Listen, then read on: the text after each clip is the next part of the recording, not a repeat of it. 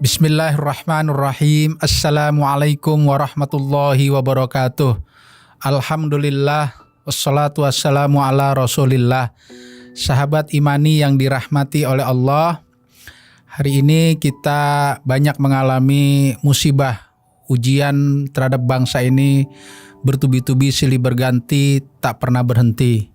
Yang terakhir kita mendengar sebuah tragedi di stadion di Malang. Sebelumnya kita mendengar ada oknum aparat penegak hukum yang menembak sesamanya atau sesama aparat.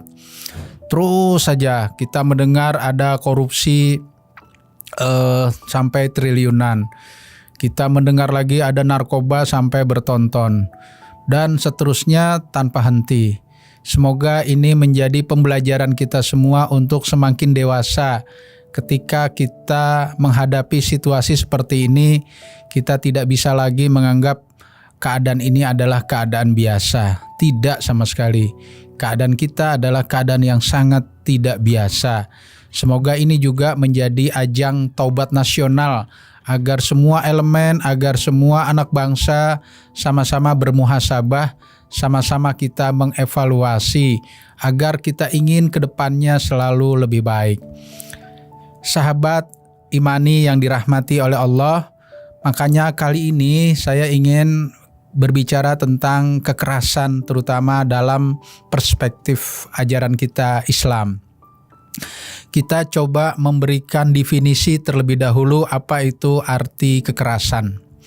Kekerasan adalah tindakan dan ucapan seseorang yang menyakiti orang lain, baik menyakiti secara fisik maupun menyakiti secara pemikiran, dan juga yang tidak kalah pentingnya menyakiti secara perasaan, menyakiti fisik, pikiran, dan perasaan.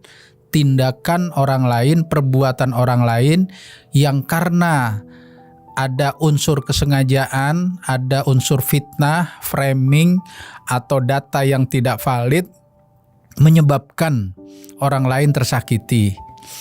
Baik ya, mungkin nanti bisa kita bedakan dengan efek dari sebuah upaya kita berdakwah dan amar ma'ruf nahi mungkar. Berdakwah dengan cara yang benar, dengan data-data ayat-ayat yang valid, kemudian tidak ada unsur menjas orang lain, apalagi menyebut nama orang lain, kemudian tidak ada kata-kata kekerasan dan sebagainya, tetapi akhirnya ada orang lain yang tersinggung. Nah, ini tidak bisa disebut kekerasan karena hakikatnya orang lain yang tersinggung itu sebenarnya dia menyakiti diri sendiri gitu ya. Yang penting kita punya prosedur yang benar, baik perilaku kita, tutur kata kita, data yang kita sampaikan, kalimat yang kita ungkapkan adalah kalimat yang benar. Tapi kalau kemudian ada yang tersakiti, itu bukan salah kita, itu mereka menyakiti dirinya sendiri. Nah, yang ingin kita sampaikan di sini adalah ketika orang lain tidak bersalah, ketika ada orang lain yang berperilaku tidak baik, berperilaku di luar dari ketentuan-ketentuan, rambu-rambu dan nilai-nilai yang ada. Ini baru yang disebut kekerasan. Saya ulang lagi ya. Kekerasan adalah tindakan atau perbuatan seseorang yang bisa menyakiti badan dan fisik seseorang, menyakiti pikiran dan perasaan seseorang, karena tindakan dan perbuatannya itu menyalahi prosedur, begitu. Nah, itulah yang dimaksud kekerasan. Mari sama-sama kita bahas.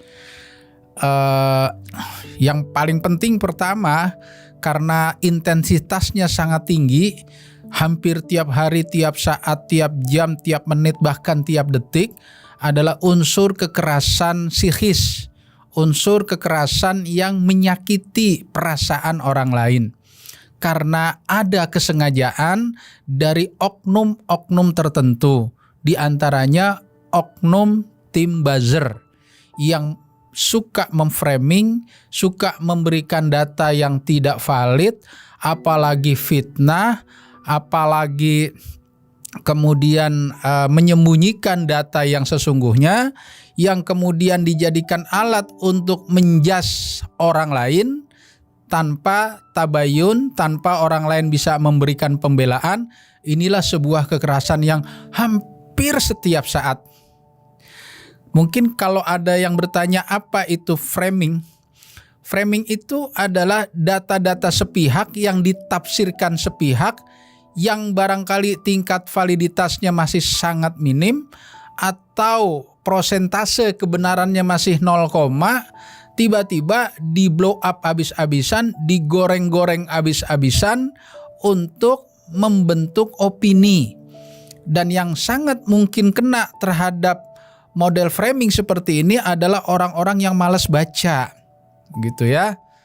Sehingga terjadilah perubahan opini di tengah-tengah masyarakat. Kenapa saya harus bicara ini, saudaraku? Kenapa harus saya ulang-ulang di berbagai kesempatan? Karena saya menyaksikan sendiri banyak tokoh-tokoh yang juga intelek ikut kena framing. Padahal kita tidak meragukan tokoh itu juga banyak baca. Entah bacaan apa sehingga dia mudah kena hipnotis dari upaya-upaya framing. Di antara isu yang paling sering di framing itu adalah isu intoleran gitu ya, isu radikalisme, isu teroris dan sebagainya. Nah, ini yang hari ini kita ambil contoh bahwa kekerasan ini luar biasa, kejahatan ini luar biasa. Terutama saudaraku, mungkin ada yang tidak sengaja ikut-ikutan menjadi oknum tim buzzer bayaran. Saya ingin mengajak otak kita untuk berpikir, hati nurani kita untuk terus hidup agar menyadari kesesatan yang sudah jauh luar biasa sesat-sesatnya. Yang pertama, kita yakini ajaran Islam itu pasti sangat mencegah kekerasan. Bahkan 5 di antara tujuan syariat Islam itu, yang pertama adalah memelihara agama, yang kedua memelihara jiwa, yang ketiga memelihara kehormatan, yang keempat memelihara akal pikiran, dan yang kelima memelihara harta.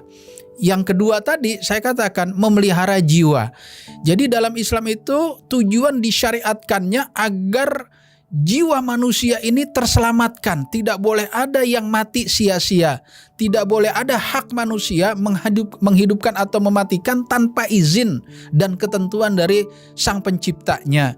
Jadi membunuh orang, menghilangkan nyawa gitu ya, itu bagian dosa yang sangat besar dan tidak dibedakan mana nyawa muslim maupun nyawa non-muslim, tidak dibedakan. Pokoknya menghilangkan nyawa tanpa hak, tanpa pembenaran, tanpa ada dalil, tanpa ada alasan, maka dia melakukan dosa yang sangat besar. Kita ambil contoh hadis Nabi misalnya ya. Man adza dzimmiyan faqad adzani wa man adzani faqad azallah. Nah, ini hadis riwayat Tabrani. Barang siapa yang menyakiti zimmi, artinya non muslim yang melakukan perjanjian kebaikan, artinya berdamai gitu ya. Barang siapa yang menyakiti hati zimmi, non muslim berdamai, maka seolah-olah dia telah menyakiti aku. Dan barang siapa yang menyakiti aku, maka seolah-olah dia menyakiti Allah Subhanahu wa taala. Bahkan di hadis lain yang dianggap sahih, barang siapa yang membunuh orang non-muslim, maka nerakalah tempat yang lebih utama. Jadi dalam ajaran Islam itu sangat gitu ya, perhatian penuh terhadap keselamatan jiwa. Karena jiwa itu Allah sebagai hak prerogatif untuk menghidupkan dan mematikannya. Maka apabila ada isu-isu terorisme, isu-isu pemberantasan radikalisme, tentu saja kita sangat mendukung. Bahkan kita menuntut bisa diberantas sampai ke akar-akarnya, sampai ke dalang-dalangnya, sampai ke aktor intelektualnya. begitu ya, supaya tidak ada prasangka bahwa jangan-jangan ini malah dipelihara ketika dalangnya nggak pernah tuntas, ketika aktor intelektualnya nggak pernah selesai pembahasannya. Khawatir masyarakat jadi curiga, malah sebaliknya kita kepingin ini dituntaskan sampai setuntas-tuntasnya, begitu. Karena itulah tidak ada alasan lagi kita untuk menjas bahwa yang namanya kekerasan itu bersumber dari agama. Ya Allah, luar biasa kejahatan oknum tim buzzer ini ya. Saya ingin mengingatkan pada bagian yang kedua bahwa kalau kita flashback sejarah, bahkan dari sejarah Nabi Adam, kekerasan itu sudah ada sebelum adanya Al-Quran, jauh. Bahkan dari anak-anak Nabi Adam, kita lihat sudah terjadi antara Qabil dan Habil. Begitu pula ketika kita melihat kisah Nabi Yusuf yang kemudian ada kekerasan dari saudara-saudaranya. Kisah Fir'aun, kisah Namrud. Fir'aun itu menyuruh rakyatnya yudzabbihuna abna'akum wa yastahyuna nisa'akum, menginstruksikan kepada seluruh masyarakatnya agar menyembelih setiap kelahiran laki-laki dan membiarkan hidup setiap kelahiran perempuan. Kemudian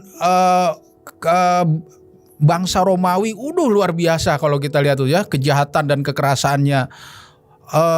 Sampai kepada Perang Dunia Pertama, Perang Dunia Kedua, bom Nagasaki, Hiroshima, itu semua pembantaian manusia berjuta-juta, bukan motif agama. Sekali lagi, sudah dari dahulu tindakan kekerasan bahkan pembantaian manusia bukan motif agama. Yang paling banyak adalah motifnya adalah rebutan materi, rebutan harta, tahta dan wanita. Ya, begitu pula pembantaian-pembantaian berikutnya, ada Holocaust, ada Pol Pot gitu ya di Asia, komunis Pol Pot. Kemudian ada Tiananmen, apalagi banyak sekali berbagai macam bentuk-bentuk penindasan dan seterusnya juga bukan motif agama. Ayo kita sekarang lebih mendekat lagi ke tanah air. Ya, ada perang antar suku, perang antar preman, kerusuhan-kerusuhan antar geng, antar kampung. Lagi-lagi bukan motif agama. Kemudian juga kita lihat misalnya sekarang ini yang paling marak adalah pembegalan, perampokan, pencopetan, perang antar geng, juga bukan motif agama. Saya ingin mengajak sahabatku jujur, terutama yang senasib dengan saya punya anak perempuan yang kuliah jauh misalnya.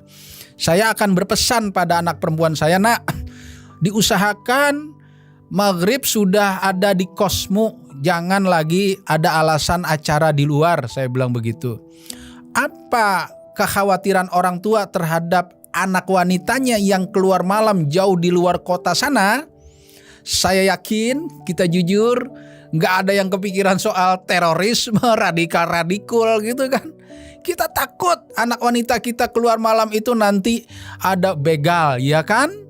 Ada perampokan, ada orang-orang yang punya kelainan seksual dan seterusnya dan seterusnya. Pasti itu yang kita khawatirkan ketika anak kita keluar malam. Coba lihat, ini sebuah framing yang luar biasa ya, yang dilakukan kadang oleh orang-orang yang sarjana berpendidikan, bahkan ada seorang dosen misalnya yang juga ikut-ikutan jadi oknum tim buzzer.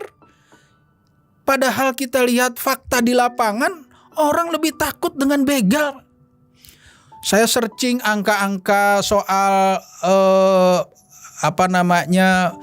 ngeracunin orang, Masya Allah, ternyata angkanya sudah 53 kasus. Dan sebagian ada artis yang melakukannya dan seterusnya. Jadi kalau kita lihat berbagai macam tindak kejahatan, kebrutalan, pembunuhan manusia, penghilangan nyawa, sebagian besar 99,999% bukan motif agama. Nah, itu ya. Satu lagi untuk saudaraku, wahai oknum tim buzzer. Menurut catatan BKKBM, angka pembunuhan bayi, baik yang di dalam kandungan maupun setelah kelahiran, terdapat 2,5 juta yang tercatat. Dalam metode penelitian sosial, yang tidak tercatat harus dikali 3 karena malu membunuh hasil perbuatan zinanya. Jadi kalau dikali 3, 7,5 juta. Kalau ditambah dengan yang tercatat menjadi 10 juta orang yang dibunuh per tahun di Indonesia. Bukankah itu juga kejahatan, menghilangkan nyawa berjuta-juta? Pernahkah saudaraku, wahai oknum tim buzzer, bicara soal pembunuhan bayi tersebut? Kenapa ketika ada kerusuhan dan tragedi di Malang Anda juga tidak terdengar berbicara? Dan berbagai macam tindakan-tindakan kekerasan lain. Sekarang bukti yang ketiga. Ya, bahwa ternyata jikapun di permukaan seolah-olah nampak ada konflik aliran, pemikiran agama dan sebagainya, ternyata kalau kita telusuri di bawahnya, ternyata juga bukan konflik agama. Ternyata banyak konflik kepentingan, rebutan lahan, rebutan periuk nasi, rebutan amplop. Mari kita buktikan. Saya banyak angka-angka turun di lapangan langsung. Bukan hanya di perpustakaan, di buku-buku. Saya lihat sendiri ada 2 orang tokoh misalnya. Satu aliran, satu mazhab, satu guru, satu ilmu. Bahkan satu keturunan saudara kandung. Satu ayah, satu ibu ribut. Mengungkit-ungkit soal aliran, soal mazhab, soal pendapat agama yang sudah dipastikan itu bohong semua. Ternyata di dalamnya ada rebutan lahan, rebutan ladang, saudaraku. Jadi sekali lagi kita sangat mendukung upaya pemerintah untuk memberantas radikalisme, terorisme, ya, intoleran dan apapun namanya. Tetapi jangan di framing bahwa ini radikal itu seolah-olah hanya motif agama. Yang tadi sudah kita buktikan angkanya cuma 0,001%. Sekali lagi, sebagian besar kekerasan di dunia ini, mulai dari anak Nabi Adam, kejahatan saudaranya Nabi Yusuf, kejahatan Fir'aun, Namrud, Romawi dan sebagainya, sampai perang dunia pertama, perang dunia kedua, perang antar negara, perang preman, perang antar geng, dan lain-lain, sebagian besar bukan motif agama dan sebagian besar adalah motif materi, rebutan hak milik, rebutan kekayaan, penguasaan kekayaan alam, rebutan perbatasan, rebutan cewek, harta wanita, tahta Toyota dan sebagainya. Nah, jadi saudaraku, kita dukung program-program pemberantasan teroris, radikal dan sebagainya, tetapi jangan dijadikan alat untuk memojokkan agama. Itu namanya kekerasan. Kekerasan psikis. Orang yang taat beragama jadi tersinggung, sakit hatinya. Karena dirembet-rembet dengan soal jenggot, dengan soal cingkrang, dengan soal cadar dan sebagainya. Padahal saya 2 bulan misalnya di Australia, subhanallah, orang-orang yang punya komitmen keislaman di sana hidup dengan nyaman, dilindungi, dihormati karena dari Timur Tengah bawa uang banyak dan pemerintah Australia sudah mengetahui dan membedakan mana teroris mana bukan.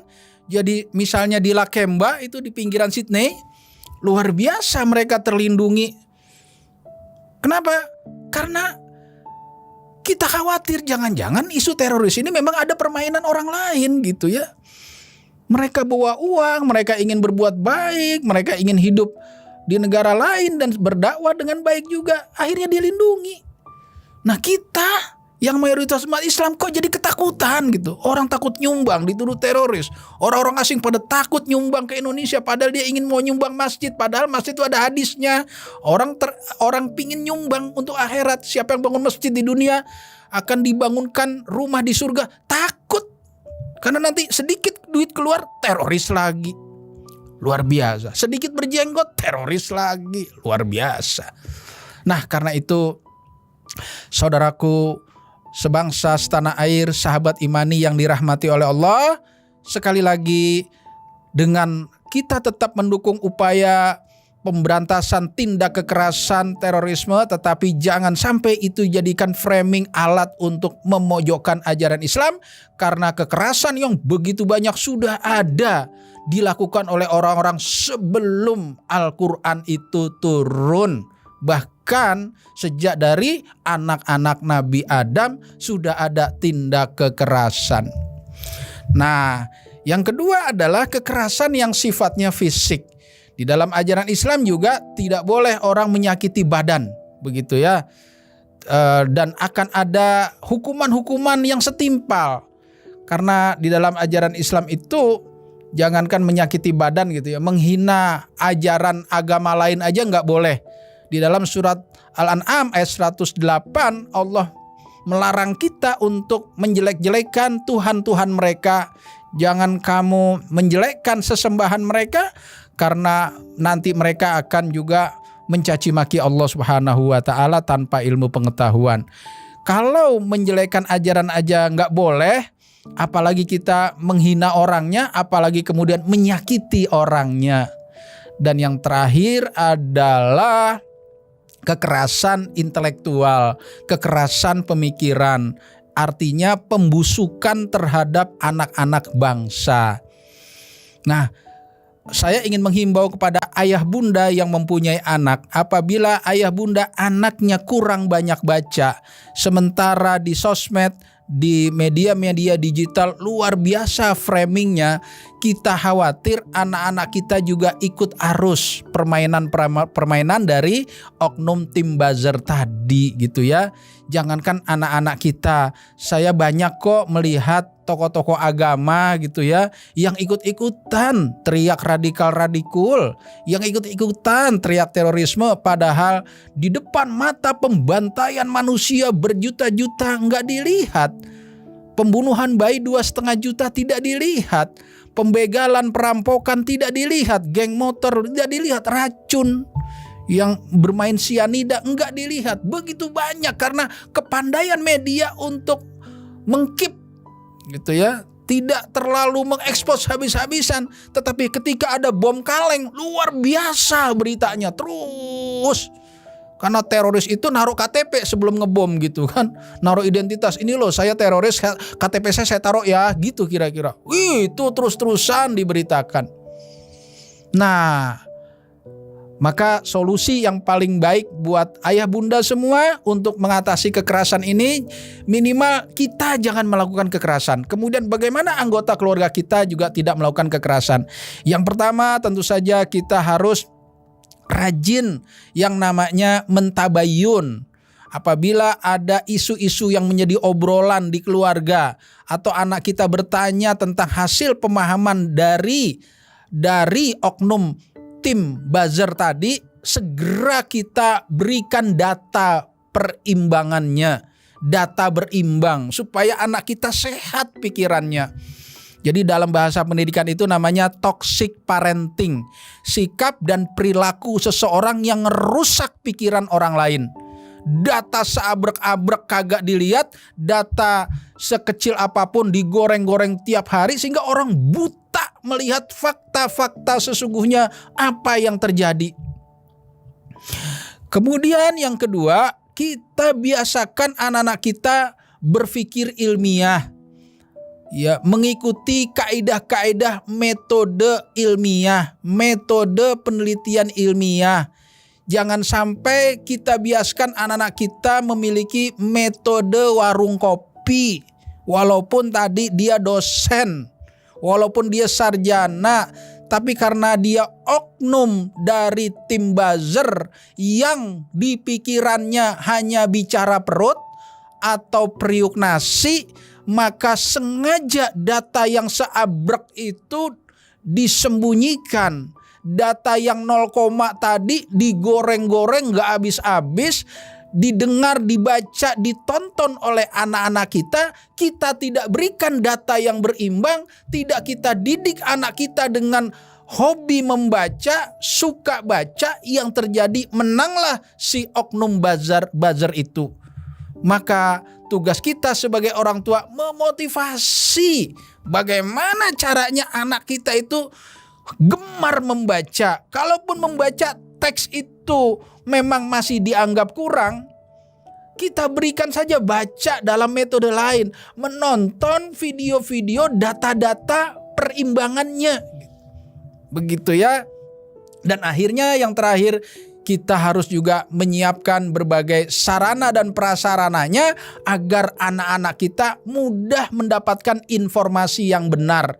Anak-anak kita juga bisa murah mendapatkan informasi yang benar, agar anak-anak kita juga bisa cepat mendapatkan informasi yang benar, murah, mudah, cepat.